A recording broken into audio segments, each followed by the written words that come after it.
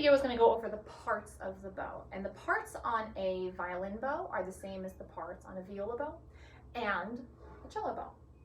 There are a lot of different parts on this, even though it looks like a very simple little stick.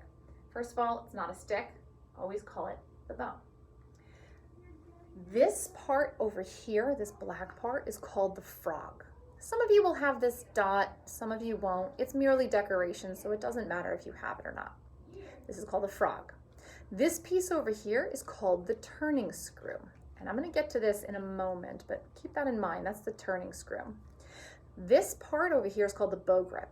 And while this one has black and some silver, some of you will have only silver, some of you will have only black, some of it will be rubber, sometimes plastic, sometimes metal, but every bow is different, and this is called the bow grip.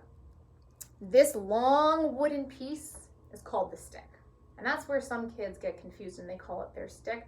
This is just a part of the bow. So while this is the stick, the whole thing is called the bow. This piece up here is called the tip. And this is called the bow hairs. One thing you want to keep in mind when you're working with your bow is that you never want to touch the bow hairs.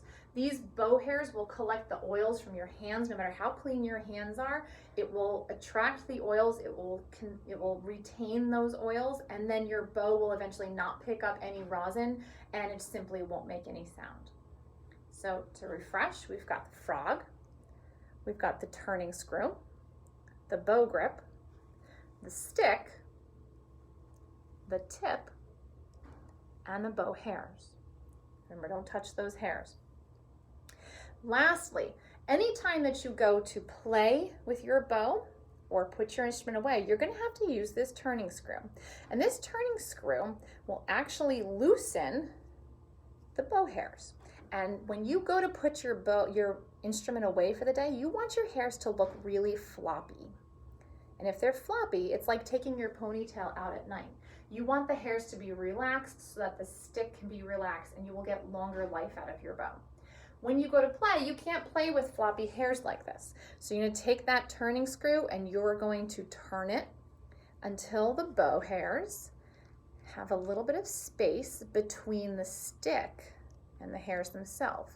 Usually you want it to be about the width of your pinky, and you'll see that my bow has got a slight smile to it, a slight dent in the middle, and that's perfect. You want that smile, and it's really not very wide. It's just the width of your pinky at that smallest spot. So anytime you go to put it away, you loosen it, floppy hairs, and then when you go to play, you tighten it. Remember, lefty loosey, righty tighty. So think about when you're opening up a jar. If you want to open it, you're going to go to the left. If you want to tighten it and close the jar, you're going to go to the right. Okay? If you have any questions, you know where to find me. Bye.